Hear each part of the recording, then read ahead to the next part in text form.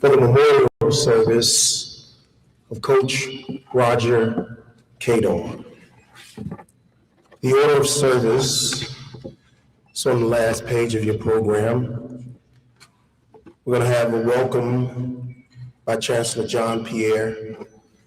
Then we'll have words from coaching colleagues Stanley Skip Burtman, Wilbert Ellis, Athletic Director Roman Banks, former players Coach Chris Crenshaw, Ricky Weeks Jr., Fernando Puebla, words from friends, the Honorable Hilla Moore, District Attorney, Alice Parks, author, the Honorable Attorney Tony M. Clayton, Attorney Des Moines Rutledge, and then we'll have final remarks and closing prayer. At this time, receive Chancellor John Pierre.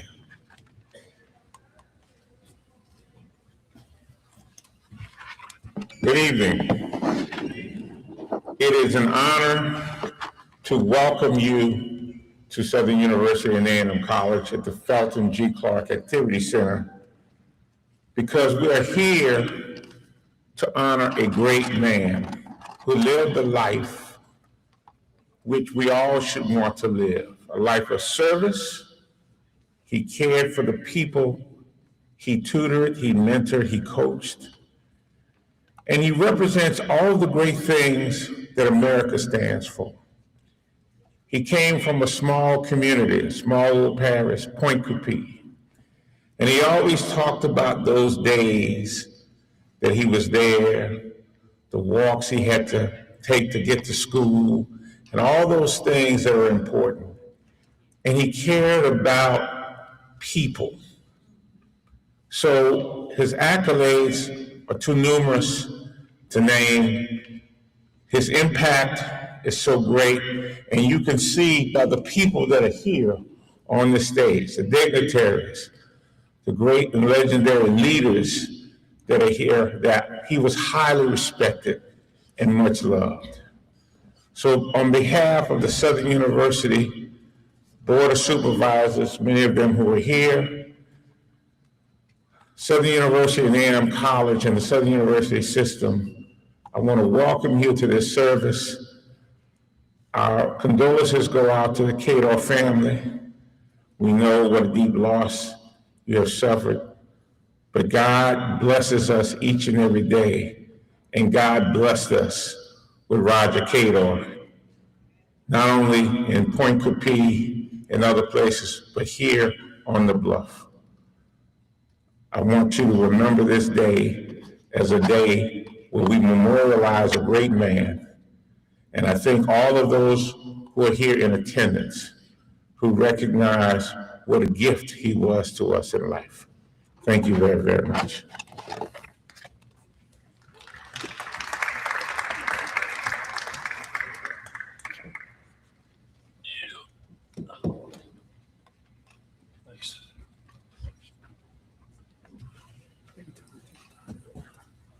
Thank you. Thanks, boys.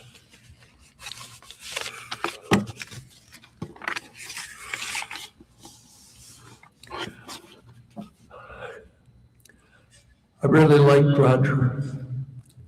One heck of a guy, but obviously one heck of a coach. 900 plus victories. Built a program at Southern University. What a guy. There's so much work needed to be done in order for baseball to get legs at Southern University. It was very difficult, although many administrators tried. It was very difficult, but Roger just wouldn't give up. I mean, here's a guy that 33 years, and he won 14 SWAC tournaments. He was a SWAC Coach of the Year 13 times. And of course, as played player, Richie Weeks went on to win the Golden Spikes Award, which is the best college player in America.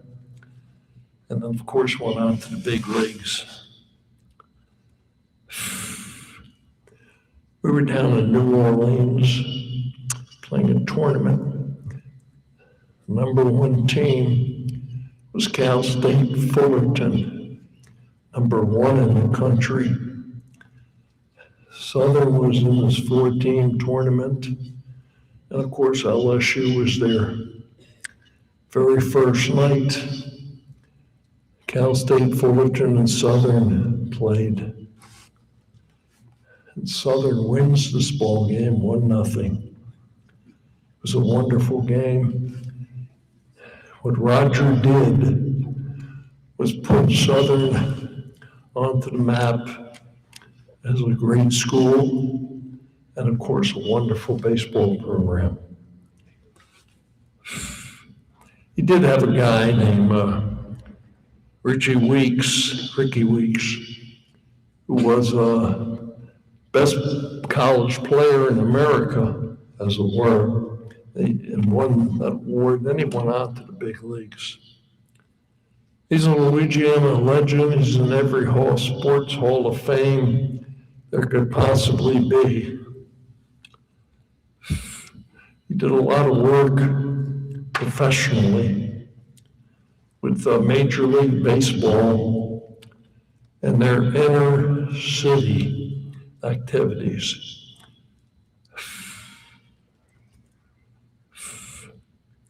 Naturally, Roger played at Southern. He was a gifted athlete, played basketball and baseball at Southern, played professional baseball, and for the Braves, minor league system for 5 years. He was probably the best athlete amongst all our coaches here in Louisiana. He was great. By the way, he played at Southern, and I told you 393 batting average as a junior. Then he went on to the Atlanta Braves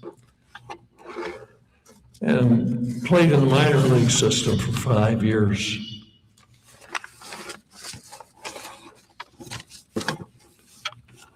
Southern's in the SWAC, Southwestern Athletic Conference. And Roger's the all-time winningest coach in any sport, leading the baseball team at his alma mater. 33 years, as I've said before. He was an assistant in basketball as well. He was a great player in basketball in his days at Southern, as well as baseball.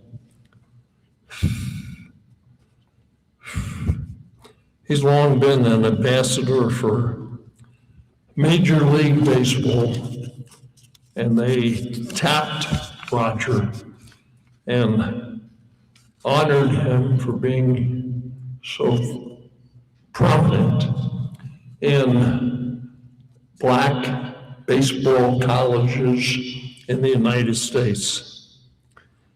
Roger's long been an ambassador for Major League Baseball. He's raised money for Baton Rouge area charities. He oversaw the construction of Lee Hines baseball field at the university. And as I said, that wonderful game at Cal State Fullerton.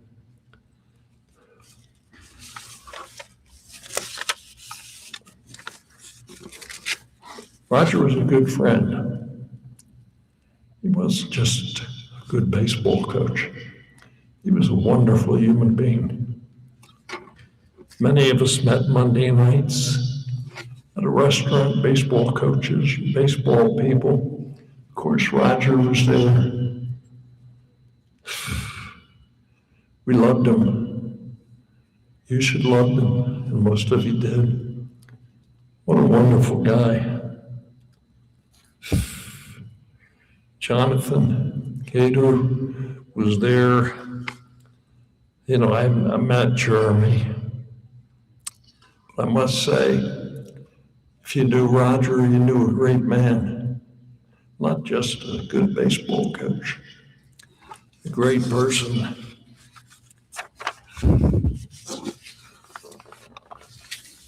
Yeah. He's been inducted into the Southwestern Athletic Conference Hall of Fame and then Louisiana Sports Hall of Fame.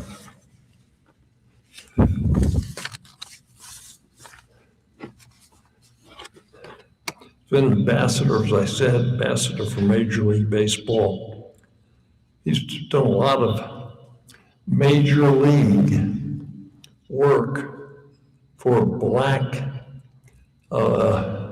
youth leagues, which have been struggling. Roger did a great job. Yeah, he's an ambassador for Major League Baseball, and he's raised some money for the Baton Rouge area. I'm sorry. He was a good friend. Loved him. Thank you.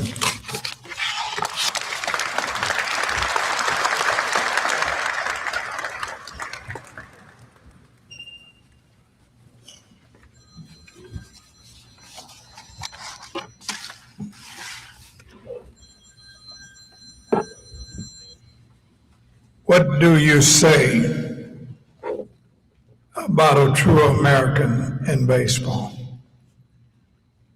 He speaks for himself. Roger Cador. First met him when he was in college in the 70s. I was coaching as assistant coach at Grambling State University. And one day, after the game, we played Southern. Roger came over and introduced himself to me. He said, we know we have to play Grambling, and we have to be ready. And I told him, I said, when we play Southern too, Roger, we have to be ready. Roger Cador was a great humanitarian, a man who believed in reaching out and making a difference to all persons that he would come in contact with. But he cared about his players. He served as a role model for them and coached them the game of baseball. He believed in the basic fundamentals of the game, and he felt that this is the best way to win. Not only did he feel that way about each of his players, but other teams and other players and coaches respected Roger Cador because of what he had to offer. He was going to fight you on the field, and you had to really prepare yourself to win. Roger believed that a true individual needed to be able to develop his skills and his ability and his talent to be able to play the game of baseball, but he said they need to be developed to be able to have life skills. So whatever they go to do, they could be prepared to walk out into the mean, cruel world and make a difference from those who didn't have the same privilege and the opportunity.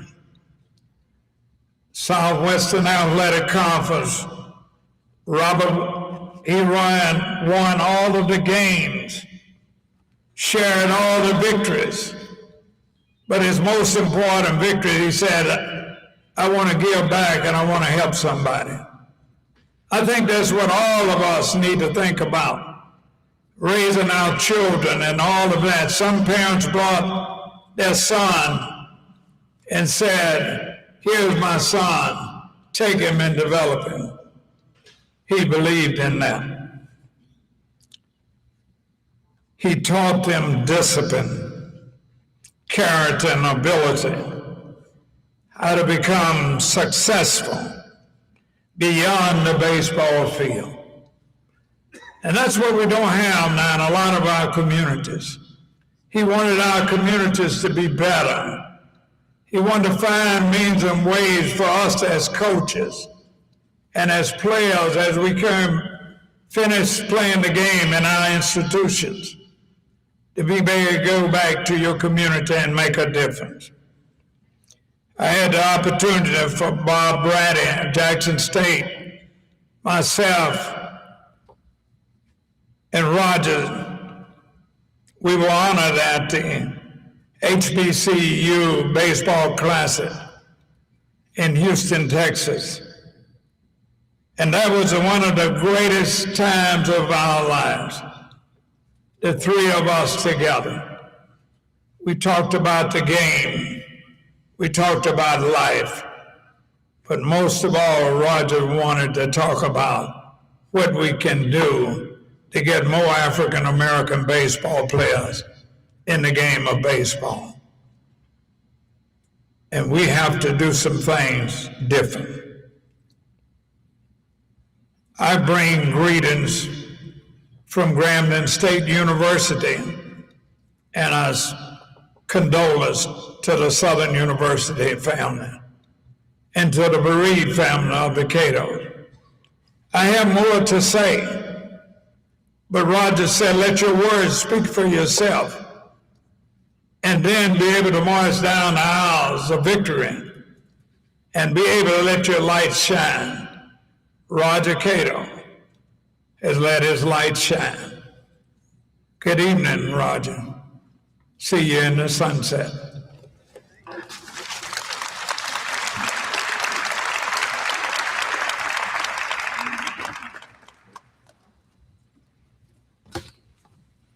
To the esteemed panel on the stage and to all the visitors here and to this baseball family and to all the visitors and to Coach Cador family. You know, I had the unique privilege of knowing Roger in many ways.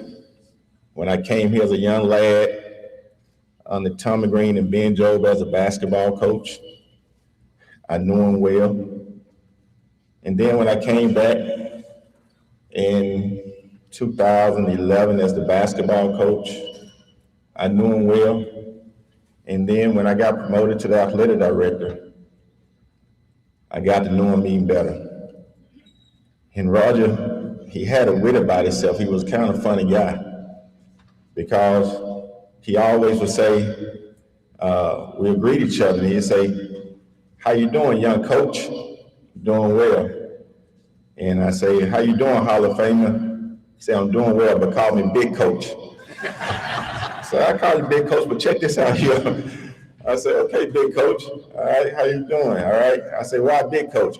Because when you get in this business, you get old after a period of time. And so I remember that because one of the last games he probably, about a year ago at baseball, we all out at the baseball game. And I was like, how you doing, Big Coach? I said, doing all right. And then guess what he said, y'all, how you doing, Big Coach? I said, I guess I'm getting older in this game, huh? He said, yep, that's what I mean. But obviously, you know, Coach had his ways, and as Coach Berman and Coach Ellis shedded the light on his accomplishments, when Coach Bergman took all my stats and everything, and so I won't be redundant, he said the AD speech, right? But I know Roger was always concerned and always had the humility where he always recognized his team. And I know what the team meant to him, and I know what he means to the players. And so I'm gonna take this time to ask all his players to stand and for everybody to give him a round of applause.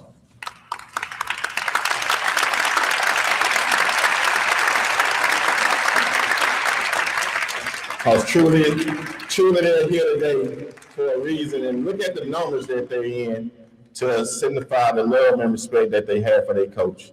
You may be seated.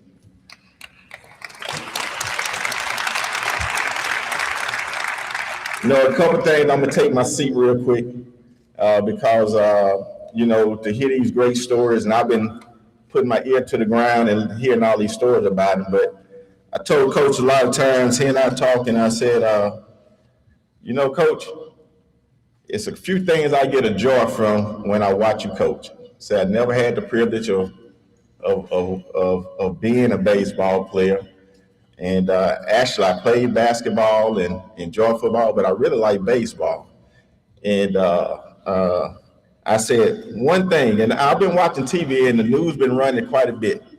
I said, Coach, I'd love to see you work that third base line. He get down there and get him on there and start waiting a minute. And then I said, Coach, I said, I seen you when you won. We had all these highlights back in the day, but this is a real true story back in the day. And the SID office keeps some things, and I seen, and they played it yesterday while I was sitting down watching the news, and I said, look at Coach doing the stinky leg.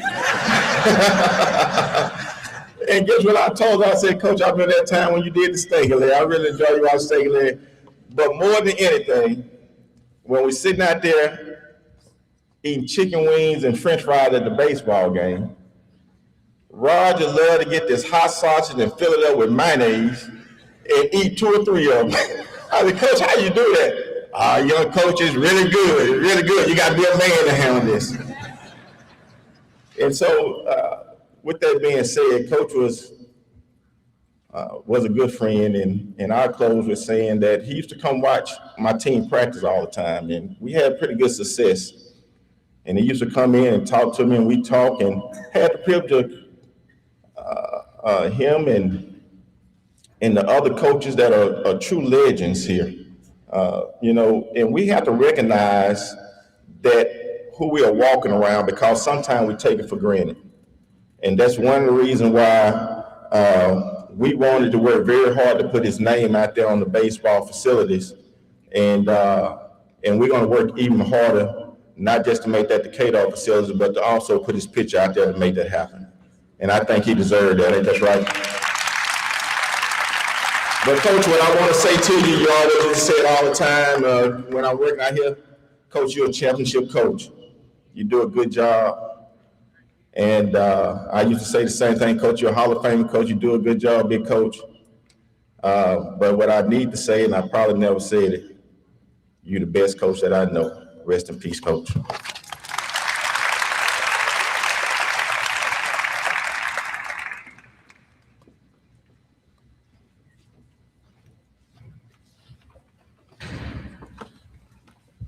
Good evening. I was fortunate enough to play for Coach, and I got to come back, and I'm the head coach now. And as y'all see, all these players that showed up today, he did something to each one of us for us to be here, and especially some of you other guests that's here. When I became the head coach, he used to call me at 10 o'clock every night, and we used to do Zoom calls. And we would practice going over stuff so he won't me to speak well, but I had chances to do interviews. We did it for about 6 months, my first year as a head coach. I never got to do many on the camera interviews. I did a bunch of newspaper interviews, but I think he was getting me ready to have talks like this, to stand up here and tell him thank you. I'm sure there's a lot of other people here that want to say thank you for everything that he did for each one of us. He had a special relationship with each one of us. I can't say he treated me the same as he treated someone else, but he made sure that we all felt special. He made sure that we answered the demands that he put on us, and he made sure we played hard. And one of the things that I can always remember when I came on my visit, I showed up with some earrings in my ear. And he turned his back to me. And I was like, what's going on? Like, I'm here. You got me to come down here. Like, why you turn? He said, I'm not talking to you till you take them out. I had no idea what he was talking about. And Coach Pepper tapped me on the shoulder and said, your earrings, take them out. I said, all right. So I took them out, and he said, now give them to me. I handed it to him, he turned around and threw them. I was mad. But he shook my hand after that, and he told me he was gonna hold my hand for as long as he could. When I turned 40 in March, I went to go see him, and he told me, I'm still holding your hand. So that's my spiel on Coach, and I appreciate everything you did for me, and I'm sure everybody here can say the same thing for them.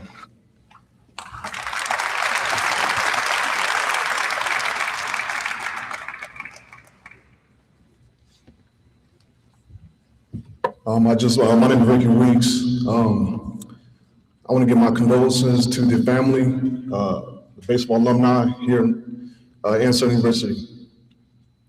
This is a very tough one for me. He's a very dear friend of mine, obviously, going through the ranks of college baseball, coming from Little Altamont Springs, Florida, and growing up to be a young man. So a lot of times we talk about success a lot. We talk about how Coach Cador would say success with his dialect from New Orleans, Louisiana. But for me, success that he exuded, I think for me was, it's not always the big house is success, or the job that comes from monetary value, or the people that you know. Sometimes it's from the people that you affect, the lives that you live, the people that you bring about. And I think for me, seeing these beautiful faces here today with the baseball alumni, we have doctors, lawyers, educators, executives, head coaches, chancellors, people like that. So we have to understand the life that he lived and gave us from day one. That's the most important part about success that in my lifetime that I've grown to learn. Also, I think that the story that comes to mind, it's a little bit graphic, but it was a baseball game. It's a baseball game in Milwaukee, and in Milwaukee, Coach Kelly, he'll just pop up. My GM will call me, "Hey, your coach is here." Okay, cool. Then he would proceed to go to the stands, and at the time I'm dating my wife, Tiffany, and he sits down next to her and he pops off the shoes, and then goes to socks, and then his feet go over across the next chairs, and now she's embarrassed. So you have to understand who Coach was. But I'm going to backtrack a little bit now. He was a dear friend of mine, like I said, and every day I would go to his office, and we would just sit and talk.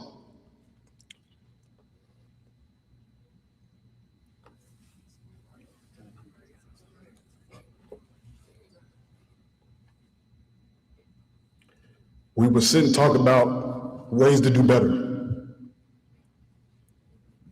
He might not talk to me like he talked to Rob Primus, or Jamal Lewis, or Kevin Nelson.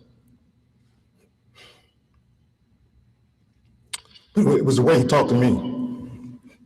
And it wasn't yelling or screaming, it was just do better.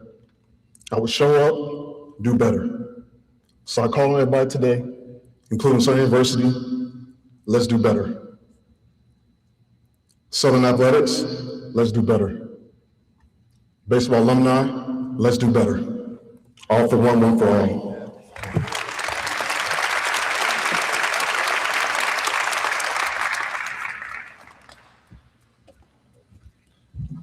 Good evening. I want to start by first of all saying thank you for all the people that helped Coach throughout this whole journey. True friend, Mr. Hiller Moore, Mr. Des Moines Rutledge, and of course, Miss Betty. Thank you for everything you did for your brother. I just want to share something about Coach. After he was diagnosed with the tumor, we had to make some decisions and get him the treatment that he needed. And without their support and help, there's no way we could have done it. So I want to say thank you for that. And I also want to let you know that after his surgery, his life was good. He didn't struggle. He didn't feel sorry for himself. He fought it. And he was very optimistic, and he enjoyed his life. To me, that's what keeps me together, knowing that he was fine. He truly was fine. He enjoyed himself, and all these players that called him.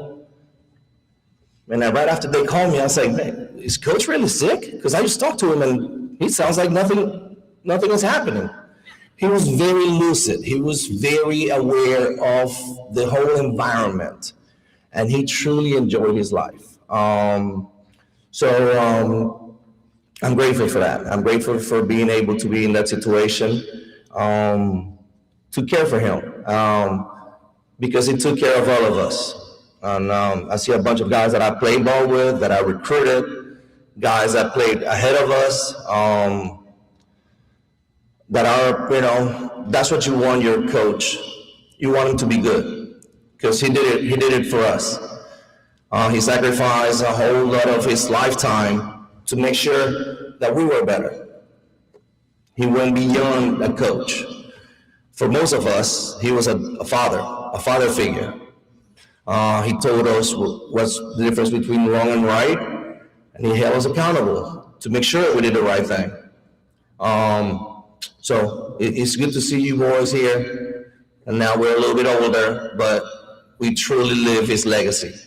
The no earrings, the doing the right thing, treating people, no matter who you are, what your title is, treat him right.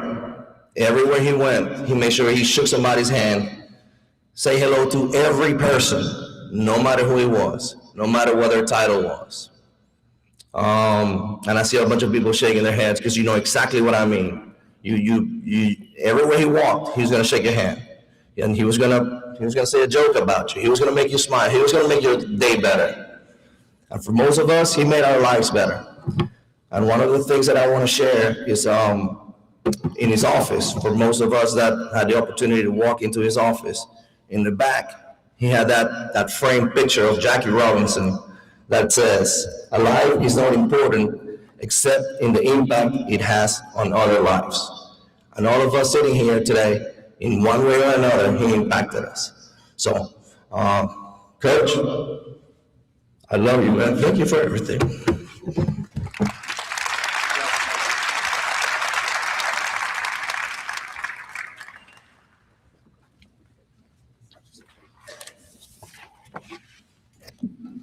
Good evening.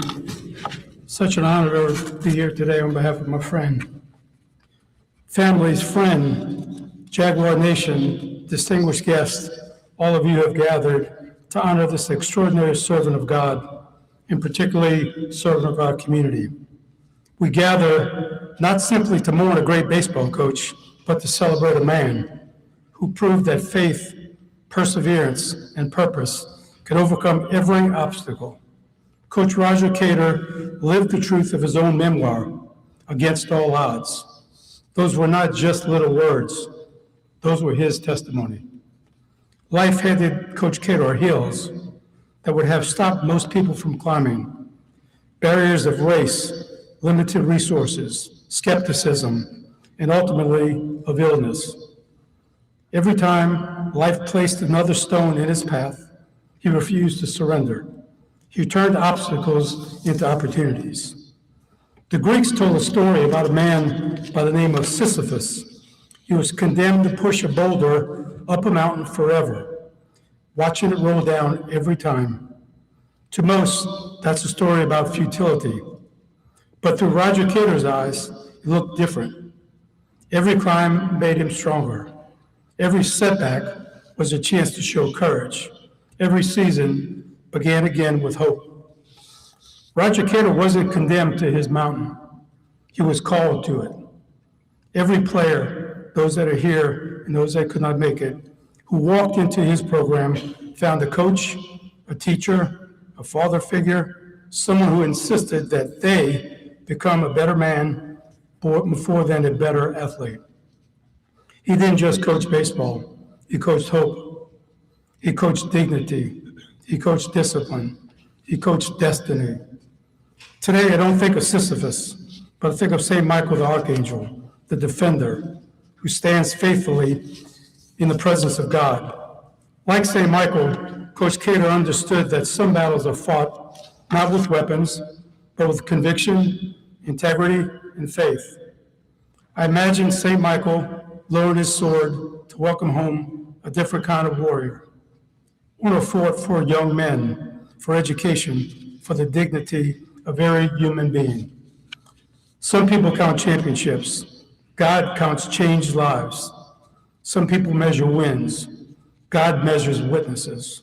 Some people remember statistics. Heaven remembers servants. There's a moment in every game when the manager walks to the mound, not because the pitcher has failed, but because his work is done. I can almost see it now. The Lord walks out, he looks out at Coach, well, in this case, he looks up to Coach, and he says, "You've thrown enough. You've mentored enough. You've carried enough. Now, let me carry you." So, don't remember Coach only for his victories. Remember him for his vision.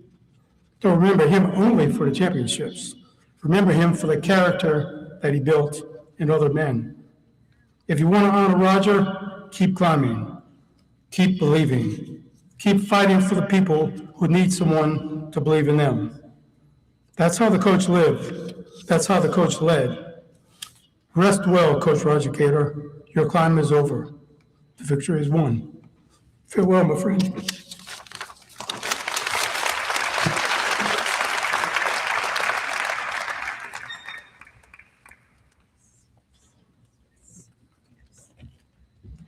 Good evening, everyone. My sincere condolences to the family, Miss Betty. Thank you. So I had the privilege, I say permission, to dive deep in Coach Cador's life when I got ready to write the book. So I first met him when he was recruiting in Glen Burnie, Maryland. This was during quiet season. I just want to make sure. It wasn't during quiet season. I want to make sure I get that out. But he came to, it was a showcase for catchers and pitchers, which my son was the pitcher at that time. And I saw him maneuvering through the crowd, tall, stocky guy. I kind of knew who he was. So I sat down on the bleachers. I said, eventually I'm going to go make my way over there to introduce myself. But instead he came over and sat with me. And I told him, well, he asked me who was my son. I told him my son was, and I was the mom. And he said, okay, I'm looking for a particular move that I want the pitcher to make so I know if he's a recruiting type. I said, okay. He never told me what that move was. I think he was testing my baseball knowledge. I think I had I've been around baseball my life, so, softball that is. And so I was like, okay, he's gonna test my knowledge, but stop talking to me and look at my son. And he kept going on and on and on. As you know, Coach, when he started talking, he continued to go on and on. So subsequently, another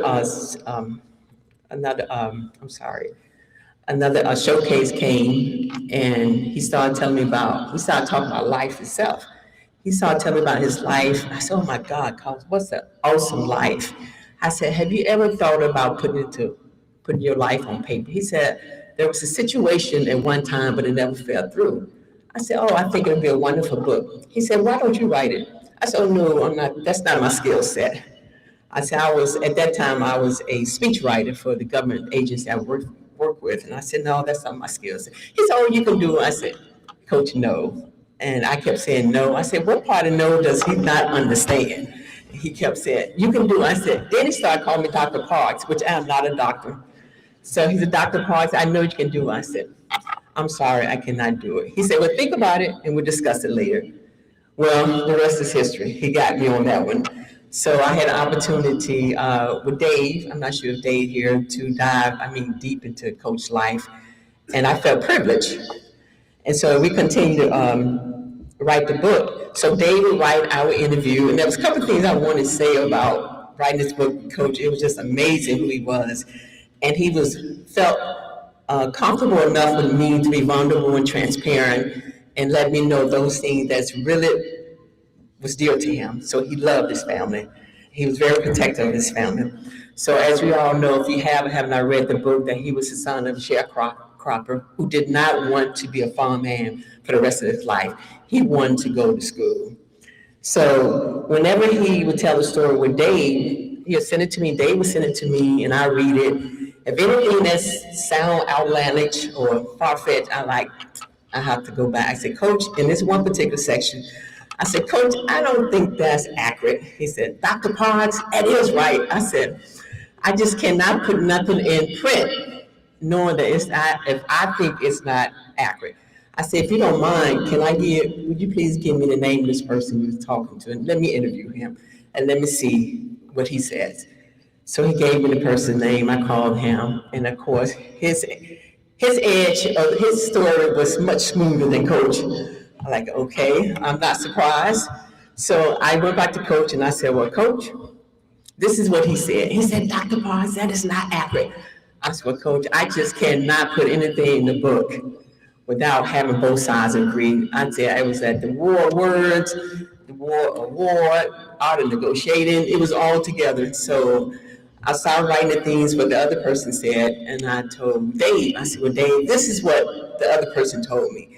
Let's see, can we maneuver these words around? Only if we had AI, then AI would have really did a job for it. So, but for Dave, in his masterful writing, he was able to put it all together. So, because neither one wanted to concede, both of them thought they was right. I like, whew. So finally got it in writing, and we made that work. And I said, well, thank you, Lord, on that one. And then there was another time when we was getting ready to do the design of the book cover. I said, Coach, would you mind giving me a list of about a couple of photographers in the Baton Rouge area that I can call and vet, so they'll know exactly what I'm looking for? He said, oh, no, Dr. Parks, I have a person for you. I said, okay. I know exactly, he's going to do exactly what I want. I said, okay, works for me. I said, but I do need you on the diamond. I need you by the scoreboard, dug out in all different colors of the jersey, in all the colors that Southern represent, and the hat. I said, I need body shot, I need whole body. This is what I need for the book. So he sent me a CD-ROM, and I started going through those pictures. I'm like, ooh, there's a lot. And there was one thing for all these pictures. I said, Coach is blinging. I said, no, Coach, we can't use these pictures. I said, we talking baseball, not GQ, with all your gold. I mean, he had everything except the diamonds. I know he doesn't like diamond earrings because he confiscated my son's diamond. I don't think they were diamonds anyway. He got a lot of diamonds from his players, earrings from his players. But I said, Coach, I'm sorry. We are talking baseball. I want you on a diamond, not diamonds on you. I said, so I need some more pictures. He said, okay, Dr. Paz, we'll go through this again. So eventually, if y'all seen the cover, he was able to get a nice picture of him.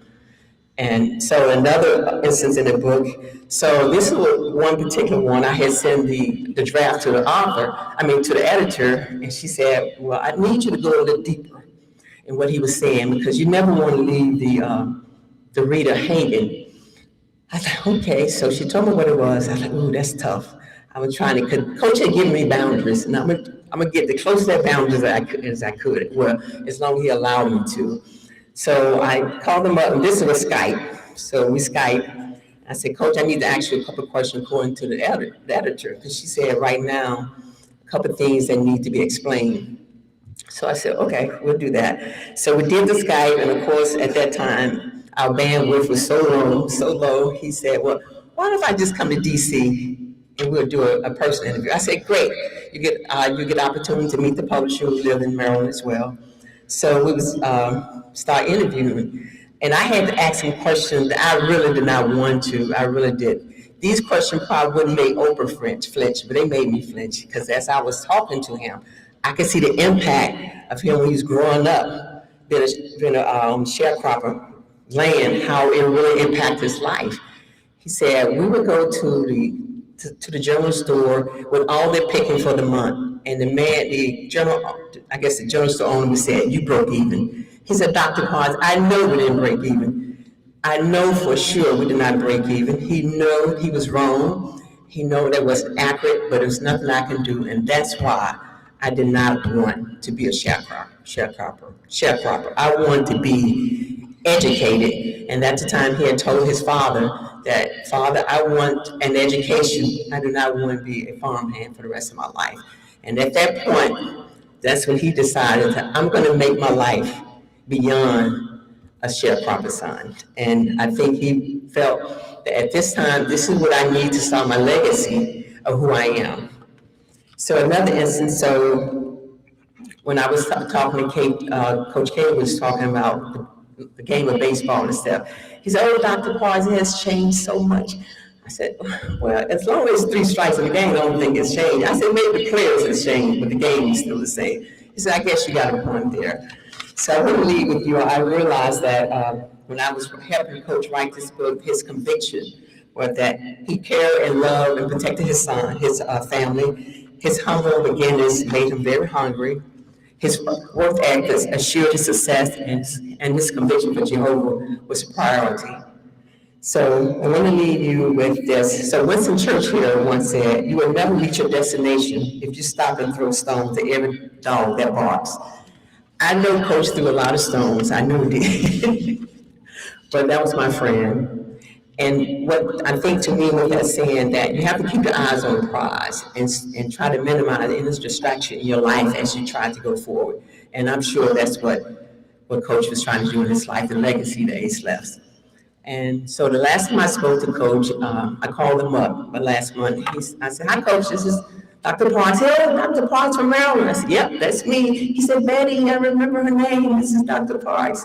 I said, "Yes." So had I known, that would have been my last conversation with him. I don't know. It saddens me to know that Coach, not only was he my son's coach, he was my friend. So it's my prayer today to all of y'all that God make us better tomorrow than we are today, and be a blessing this month more than was blessed last month. To God be the glory. Thank you.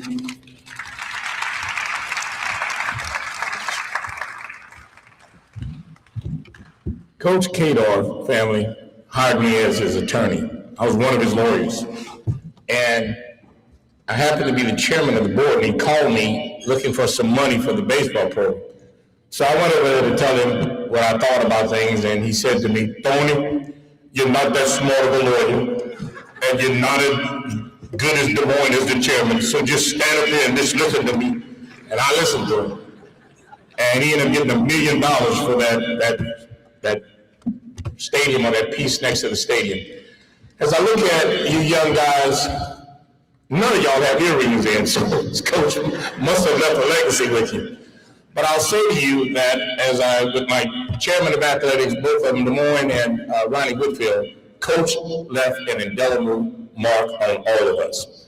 You see, when you didn't have any NIL money, and for him to have flown to Florida and to get the likes of a Ricky Weeks, Coach, the best baseball player in the country with no NIL money, that's him. And let me tell you how he did it. I won't be up here that long. He did it through prayers. I said, "Coach, how did you pull off the Ricky Weeks and those kind of guys?"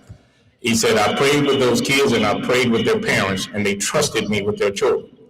You took, and I don't mean this disrespectfully, but he took those young boys and look at the men that are out here today. That's a testament to Coach. That's awesome. So I say to you, family, I know you're sad, but Southern University is experiencing an all-time high. And the moment Coach took his last breath, he ascended to heaven, and he found Coach Mumford, and he's telling him, "I won 913 games, more games than you, than anyone else." And he's up there making his way right now for guys like me when my time comes. This man meant a lot to me. He meant a lot to the guys who are going to come behind me. And I thank you, family, for loaning him to us for this period of time. Miss Betty, we love you, and we love you, Coach. Take care.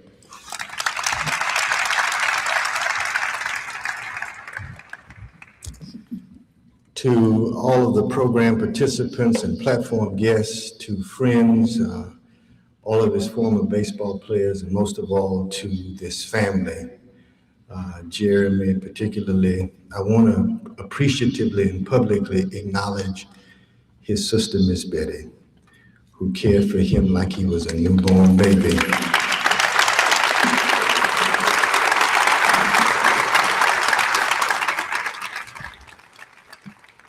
Roger the Dodger, that's what I called him. Neither the setting nor the time constraints will permit me to say all I could or would like to say, but I'm glad that I'm last because I can use up the other minutes that the folks did not use because we're supposed to be out here in 1 hour. I had so many wonderful and not so wonderful experiences dealing with Roger the Dodger. The first time I have ever been, and only time I have ever been fired was by Coach Cador. He hired me, I was, I think, a sophomore in college to video the baseball games. The first game was in Houston, 3-game series against Texas Southern. I videoed it and I thought I did a great job. I came back Monday. I was told that he was looking for me. I went to his office. He said, "What did I hire you to do? Why did I take you to Houston?" I said, "To film the baseball game." He said, "Well, you filmed every thing other than the game, and you were fired." Later in life, when I had the privilege of succeeding Tony as his lawyer, I would remind him about 1,000 times how he fired me. We had so many special moments, so many lunches and dinners where we were seated in a restaurant and often complete strangers would come up to him and shake his hand, bring their children to meet him, and he treated every single person the same. I really admired that about him. I was able to share, again, a lot of special moments.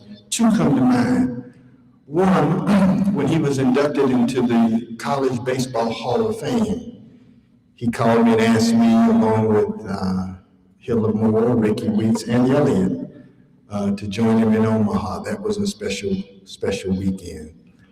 Last October, Dusty Baker and his son Darren, that same little 3-year-old who they had to rescue at home plate during the 2002 World Series, came to Baton Rouge to visit Coach, and he called me to ask me to arrange dinner for Dusty and Will Clark and others that evening. That was a very special evening.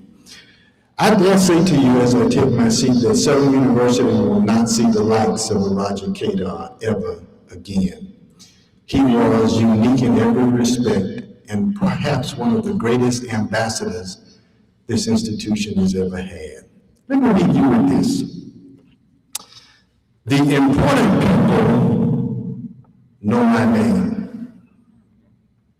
The important people know who I am. Before he became ill, he and I would take a road trip to an away baseball game. The important people know who I am. It was very taxing for me because I had to pick him up from his house. He would get in my car, and wherever we were going, he was so accustomed to going the way that he wanted to go. He would boss me around. Go, no, don't turn here, go this way, this kind of stuff. His sinuses always bothered him, so it could be 100 degrees outside, but Anna and Gail, he would tell me to turn off the air conditioner. I said, wait a minute, this is my car. Get to a restaurant, somebody would seat us. He said, well, I don't want to sit here. He thought everybody was on his baseball team and everybody knew who he was. The last game we went to was in Grambling. We get to the stadium. I go up to the ticket booth and I tell the young lady, it looked like a student work. I said, 2 tickets, please.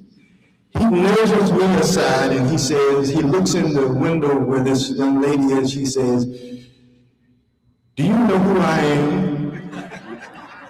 The young lady rather incredulously looked back at him and she says, no, sir. And, she's looking like, am I supposed to know who you are? So I nudged him to the side. I said, ma'am, they just gave him a weekend pass from the nursing home.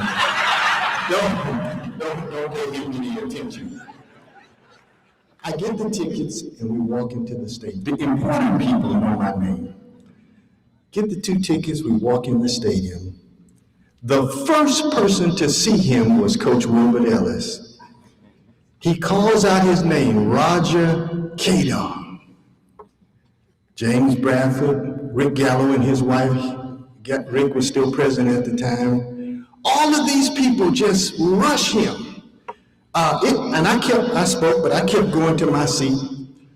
It took him about 30, and I'm not exaggerating, about 30 to 45 minutes to get to where we were going to sit. He was hugging and kissing babies, and you thought he was running for office. They announced his name, and the PA announcer said, the legendary Roger Cador. I thought they were going to stop the game for a second. He gets to where I'm seated, and he sits down and he looks at me with that smile. I said, you satisfied? He said, Mr. Rutledge, the important people know who I am. As if to say, it's good now that the young lady at the ticket didn't know his name. I absolutely loved him for many years. Rarely a day went by that we did not talk. And I want to say to this family that it is my prayer that the Lord shall bless, that he shall sustain you in this moment, but that he shall forever bless his memory. God bless you.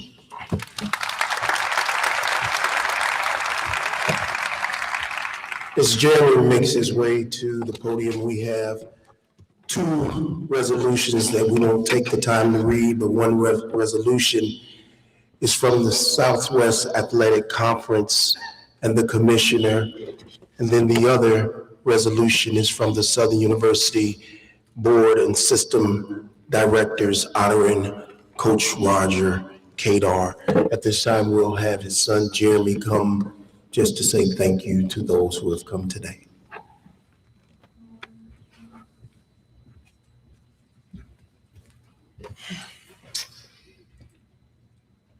The best investment you can make is in a human's life. The most profound thing I ever heard my father say. I want to tell Mom Betty thank you for putting your life on hold to take care of my father, because I wasn't able to be there. All the people that showed up, players, constituents, politicians, everybody here, for what you put into this service. It was beautiful, and I thank you. Y'all have a blessed day.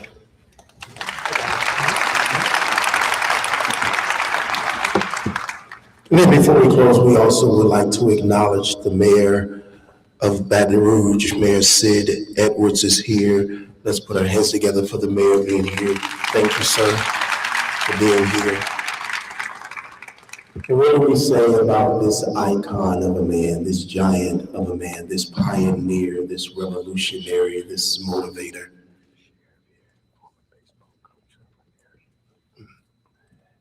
Coach Cador was all of that to us. And for those of us that played for him, our lives are forever indebted to him for the chance that he took on us as young men.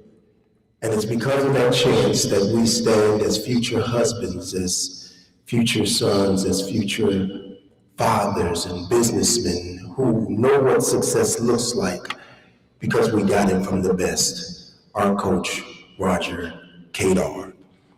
We also want to acknowledge here with us today, Sid Gotro, Sheriff Sid Gotro here of Baton Rouge here. We also have former LSU coach and champion, Coach Paul McNary here with us as well. We would like to just acknowledge them. And so as we close, we're gonna have a word of prayer. And I'm going to ask the baseball team to stand as we have this word of prayer. And this word of prayer is going to simply be,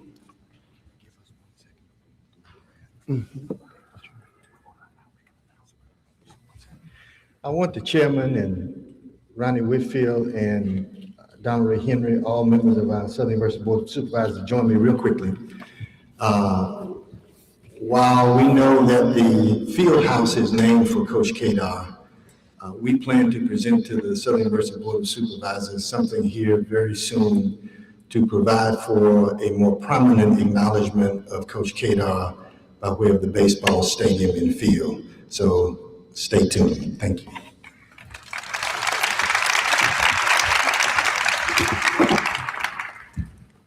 and as a baseball team that's gathered for this occasion, as we did prior to the service, I'm going to ask that we do the prayer that we did in the back, like we did every time we were about to take the field to play the opposition. And that prayer is simply the Our Father prayer. And fellas, we're going to do this together one more time in honor of our coach.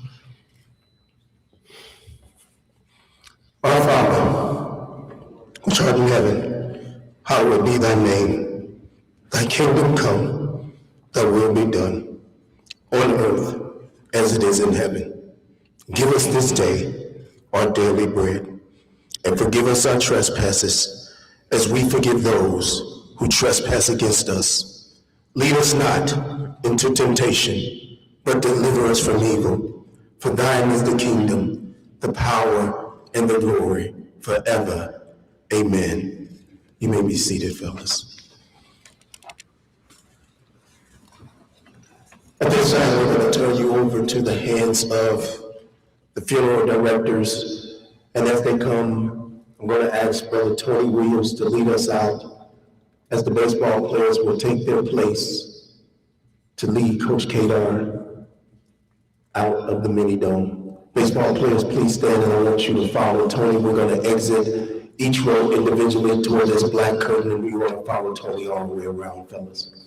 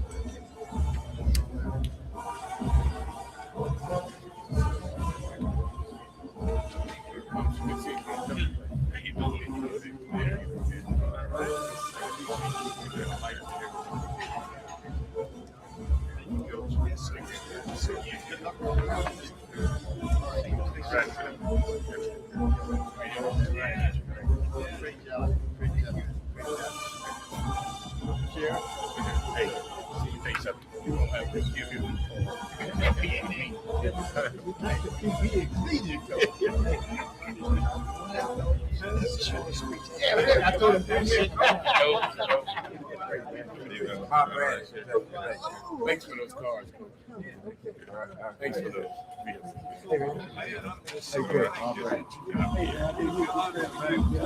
Oh my God. That is Sunday the lost. You let it stand up.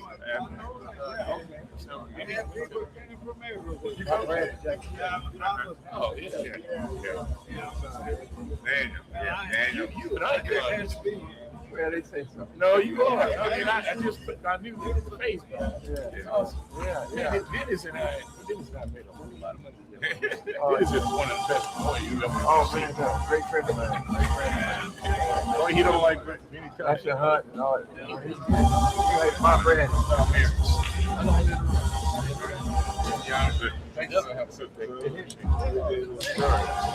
So he called me. After talking to Dennis, he called me. Dad, he said, kid named Cam Smith, man. I said, come here. We're going to give those things to him.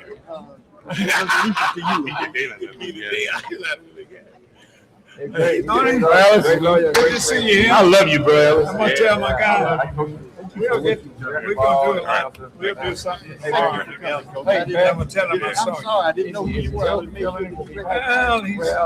yeah, that's okay. I think you're going to see me. He's not returning calls. No, I'll tell you what, I asked him about I got it picked him up. I got a lot of respect. He came there and stayed 3 hours. All time. And Steve couldn't believe it. I said, well, we talked about things way back. Great everything. We had a great friendship also. Coach Robinson, used to be on the field. Yeah. So let me tell you how we met. He got sued down here for one of his boys for $10 million. They hired him to be over there. And he kept him all. He went to lawyer and he said, you Tony Clayton, you sued me for $10 million, all right? That's wrong, and you need to drop the suit. All right. When he left there, after like an hour, I dropped the suit. Yeah. But he told me one day, he said, yes, sir.